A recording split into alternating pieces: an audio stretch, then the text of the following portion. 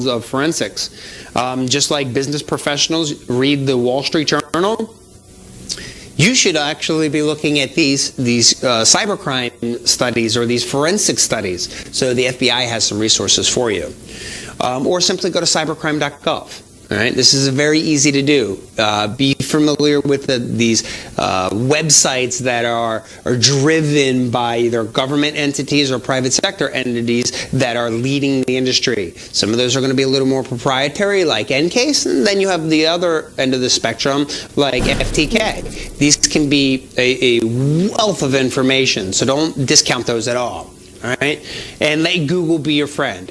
So this is realistically what goes on in the world of modern forensics these days.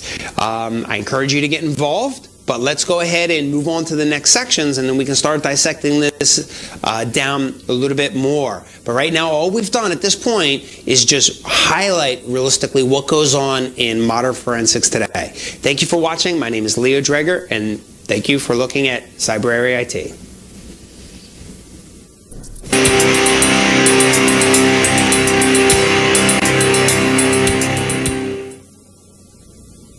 My name is Leo Dreger. Welcome to Cyber Area IT. Most of the investigative process in computer forensics is already dictated to us by the current laws and legislation.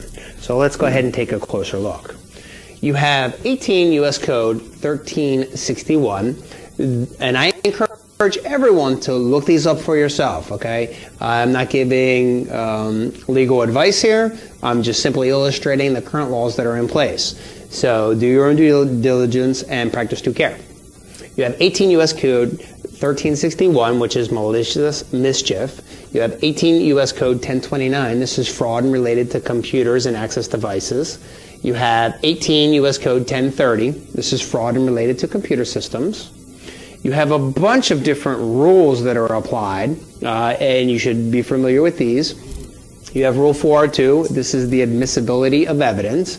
901, which is the identification and the authentication of evidence. Rule 608, the conduct of a witness and the expected behavior of a witness. Rule 609, the impeachment of evidence. You have Rule 502, which is your attorney-client privileges. You have Rule 614, interrogation of a witness. You have 701, opinion testimony. Rule 705, disclosure of facts. Rule 1002, the requirement of the original evidence.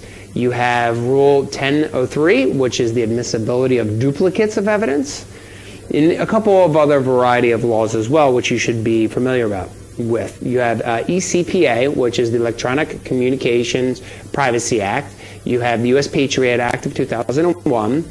You have the Privacy Protection Act in 1980 and the Cable Communications Policy Act. Okay?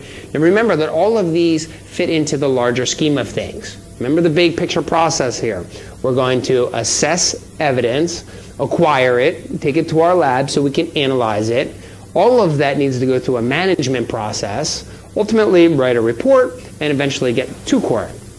Before we do that, we have to do a little bit of groundwork first. We have to actually do our homework and prepare. We're going to need a workstation, which we can analyze the evidence, and we're going to need a team of people other than ourselves, all right? Because we're not the only ones in the process here, okay? So when it comes to building a workstation, there is a variety of forensic-specific hardware. Sometimes you can just do this as simple on a Windows workstation.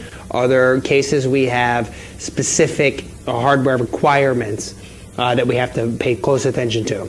Ultimately, we're going to need to take an integrity snapshot of our evidence. This is where things like MD5 and SHA are going to come into play. We're going to need to do a whole bunch of recording, dates and times, and fill out of our forms. We're going to be looking for deleted files. We're going to be looking at removable media and analyzing hard drives. And as far as the team goes, okay, we have a variety of roles and responsibilities that are going to be in play. So let's look at a few of the players. Good idea to have an attorney, since we're going to be going to court. More than likely, you're going to need a top-notch attorney You're probably going to need a photographer, an incident responder or incident handler, or a first responder, someone to analyze the evidence, someone to document the evidence, and some of these may or may not be the same people, and ultimately expert witnesses, because they're going to provide the testimony in court. Okay? So let's take a closer look at the big picture process here. Okay? Ultimately, for us to get into court, we're going to need a search warrant.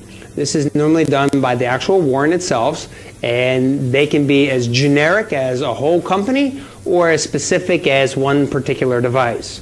So I normally chalk that up to scoping. All right? What's the scope in which you supply the information to a judge to actually get your warrant?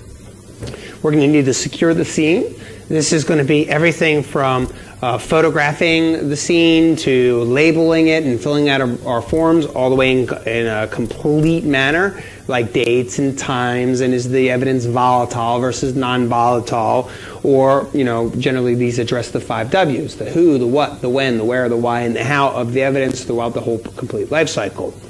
We need to collect evidence. All this is everything from media and cables and hard drives and memories and trash and peripherals and to removable USB drives, the DVDs, whatever it is, you're going to need to collect that evidence. You're going to need to secure it to make sure that ultimately it can get into court and be presented. This is where chain of custody comes in the management of evidence.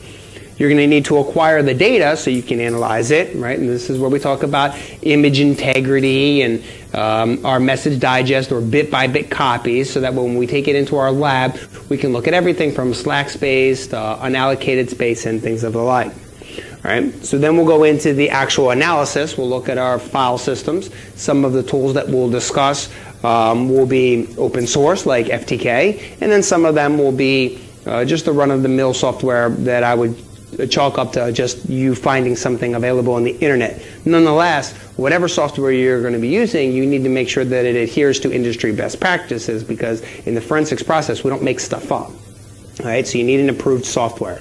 And then, of course, documentation and report. All right? So the investigative process in itself isn't too bad. Okay? There's a couple different ways that you can approach this.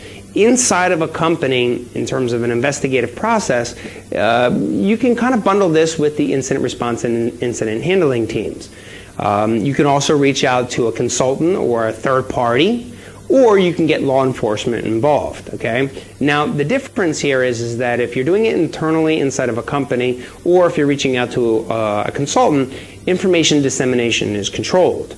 However, if you reach out to law enforcement, they start running the show, so information dissemination is not necessarily controlled. Law enforcement is going to have their own policy, standards, procedures, and guidelines, oh my. Right? So that's the big picture of the investigative process. So let's go ahead and take a look at a few of the labs, get familiar with some of the software that we're going to use here, and let's go ahead and take a closer look.